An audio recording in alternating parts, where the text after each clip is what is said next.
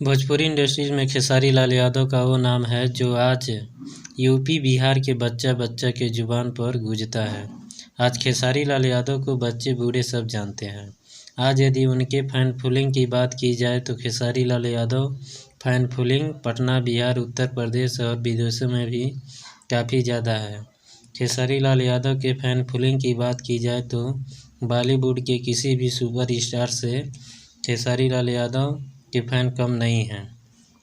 खेसारी लाल यादव एक समय में भैंस चराया करते थे और आज खेसारी लाल यादव करोड़ों की गाड़ियों में घूमते हैं। खेसारी लाल यादव का संघर्ष भरा बड़ी दिलचस्प है। खेसारी लाल यादव भोजपुरी सिनेमा के वो बड़े स्टार हैं जो आज के डेट में फैमिली परिवार फिल्म बनाते हैं, जो आज दर्शकों को काफ़ी ज़्यादा पसंद आता है। यूँ ही खेसारी लाल यादव के सपोर्ट में कोई ऐसे सपोर्ट नहीं करता है। खेसारी लाल यादव के सपोर्ट में यहाँ तक मनोज तिवारी अभी बहुत सारी बातें खेसारी लाल यादव के बारे में कहे हैं।